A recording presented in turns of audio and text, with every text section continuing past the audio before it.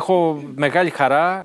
Έχει έρθει η κυρία Αγγελική Μωρατίδου. Καλώς ήρθατε. Γεια σας. Καλημέρα. Καλή εβδομάδα. Τι κάνετε? Λοιπόν, για πείτε μας τι λέει το βιβλίο και πώς ξεκινήσατε να το γράφετε. Μία μάνατζερ τώρα δηλαδή με τέτοιο γεμάτο πρόγραμμα. Εγώ σας θαυμάζω. Η Οδύσσια είναι κάτι οικουμενικό. Ναι. Ανήκει σε όλους. Σωστά. Και όχι μόνο στους Έλληνες. Είναι ο δυτικός πολιτισμός. Είναι η απαρχή του δυτικού πολιτισμού. Σωστά. Και όπως βλέπετε τώρα και πάνω από 2.500 χρόνια συνεχίζει να εμπνέει και στοχαστές και καλλιτέχνες. Οπότε ναι, έπεσα κι εγώ στον πειρασμό αυτό. Τα σύμβολα που θα μπορούσες εκεί πάνω να ασχοληθείς, να γράψεις, που εγώ απλώς, ας πούμε, κάποια στιγμή στα 5 χρόνια είπα, εντάξει, πρέπει να βάλω μια τελεία, ας εκδοθεί εδώ. Λοιπόν, για δείξτε μας καταρχάς το βιβλίο στην κάμερα. Λοιπόν, τι διαπραγματεύεστε τώρα, τι έχετε πάρει εσείς από την Οδύσσια? Φρόντισα να μείνω τουλάχιστον στις ιστορίες αυτούσιες. Γιατί όταν ασχολούμαστε με ένα τόσο εμβληματικό έργο, πρέπει να... Δεν αλλάζουμε την ιστορία. Δεν αλλάζουμε το τι είχε γράψει. Η ερμηνεία, προφανώς κάθε ερμηνεία, έχει να κάνει με την κοσμοθεωρία του κάθε στοχαστή που ασχολείται με αυτό το κείμενο. Δηλαδή, αλλιώς την προσεγγίσανε οι νεοπλατωνικοί, αλλιώς οι σύγχρονοι, αλλιώς ο Νόλαν. Ο καθένας έχει... Εσείς είδατε την ταινία, την έχετε δει? Μια πρώτη εντύπωση που για αυτούς όλους εμάς που δεν την έχουμε δει. Κοιτάξτε, σαν ταινία σίγουρα είναι εντυπωσιακή. Είναι blockbuster. Να πάνε να δεις τώρα 3 ώρες, popcorn και να δεις δηλαδή και τα τοπία και το πώς έχει γίνει όλη η παραγωγή έχει εντυπωσιακές σκηνές μαχών. Σωστά, αλλά από εκεί και πέρα, όσον αφορά τον Όμηρο, οι ιστορίες έχουν αλλοιωθεί, οπότε χάνεται και το και είναι και βασικές παραλήψεις. Έχει να κάνει την ιστορία με τον Πολύφημο που λέει ότι είμαι το ρωτέω ο Ποσειδώνας ποιος τύφλωσε. Αυτός ο υπέροχος διάλογος λείπει. Που γυρνάει ο Οδυσσέας και λέει είμαι ο γιος του Λαέρτη, ο νικητής της Τρίας. Το δεύτερο είναι ότι... Και είναι ένας πολύ ωραίος διάλογος και δείχνει και το πόσο πολύ μηχανός και... Μα αυτό το κανένας είναι πραγματικά απίθανο, έτσι. Ναι, κάτι απίθανο. Και όμως στο τέλος... Εκεί ο Ποσειδώνας τα παίρνει στο κρανίο και μαθαίνει ότι... Πέφτει στον πειρασμό να αποκαλύψει την ταυτότητά του, οπότε λέει δεν ήταν ο κανένας που σε τύφλωσε, ήταν ο ξεχωριστός. Το δεύτερο που κατεβαίνει στον Άδη, που δεν το δίνει αυτόν Όλαν. Το δίνει, όμως Άδης είναι αυτός που δεν μπορείς να δεις. Ήταν το βασίλειο του σκότους. Ενώ εδώ βλέπουμε έναν Άδη στην επιφάνεια της γης. Αυτό είναι το λιγότερο. Απλά εκεί λείπουν κάποια πολύ σημαντικά, όπως είναι η συνάντηση που είναι πολύ συγκινητική με τη μητέρα, λείπει η συνάντηση με τον Αχιλλέα. Με τον Αχιλλέα που λέει ο Αχιλλέας ότι θα προτιμούσα να είμαι ο εργάτης. Ο τελευταίος δούλος στο χειρότερο αφέντη, παρά να είμαι ο πρώτος ανάμεσα στους νεκρούς. Που αυτό δείχνει μια ολόκληρη κοσμοθεωρία για τη ζωή μετά θάνατον που επικρατούσε τουλάχιστον όταν έγινε η συγγραφή του έργου. Λείπουν οι λωτοφάγοι. Η λωτοφάγη που επίσης είναι κεφάλαιο, ας πούμε. Που επίσης είναι πολύ σημαντικό. Δηλαδή, τι είναι αυτό που σε ναρκώνει, που σε βγάζει από την πορεία σου, που ξεχνάς τον προορισμό σου, η λύθη. Τη λύθη σκοπού. Δηλαδή, ξεχνάω ποιος είναι ο σκοπός μου, ποιος είναι ο προορισμός μου. Με αυτή την έννοια. Αλλά αντί αυτού βλέπουμε τον Οδυσσέα να τρέφεται με λωτούς στο νησί της Καλυψούς. Που δεν υπάρχει. Δεν υπάρχει.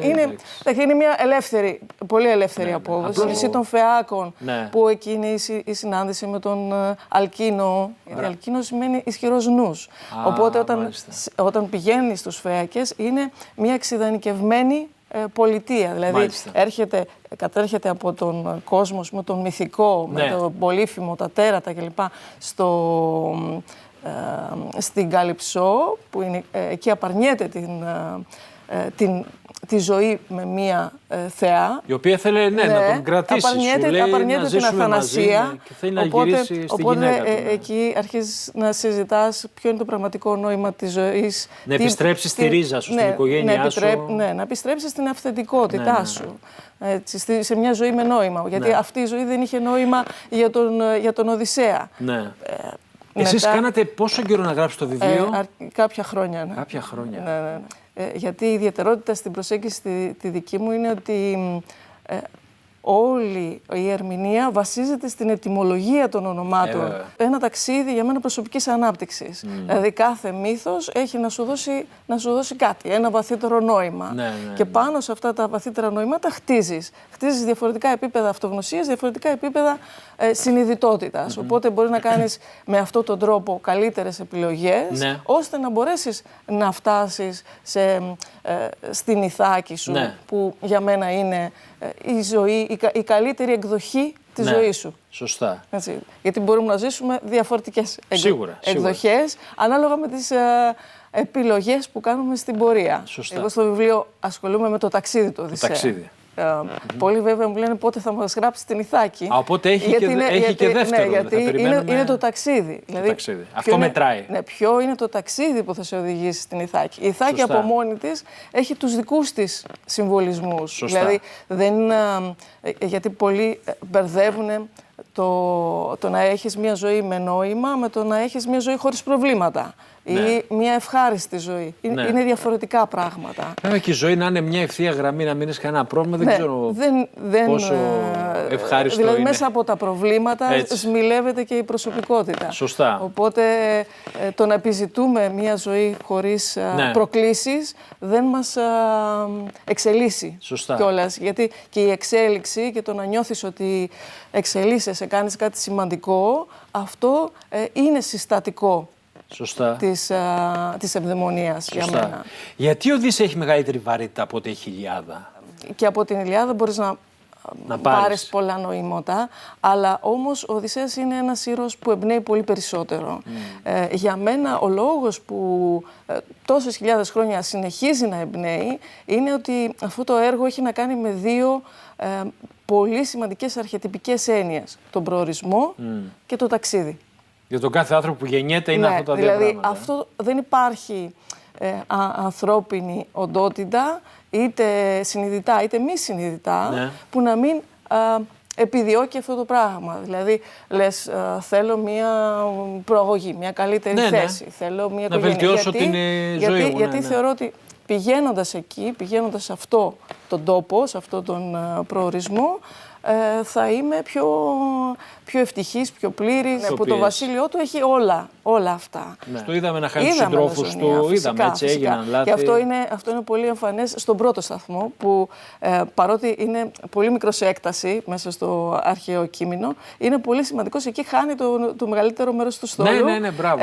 Και εκεί, ας πούμε, συμβολικά, για μένα είναι εκεί που μένουμε οι περισσότεροι. Γιατί ακριβώς μπλέκουμε σε αυτό το φαύλο κύκλο της απληστίας, της πλεονεξίας, της αλαζονίας. Αυτό έγινε στον πρώτο σταθμό, που τώρα, μια και μιλάμε και για αντιπαραβολή με την ταινία, στην ταινία παρουσιάζεται ότι ο πρώτος σταθμός μετά την τρία ήταν για λόγους ανεφοδιασμού.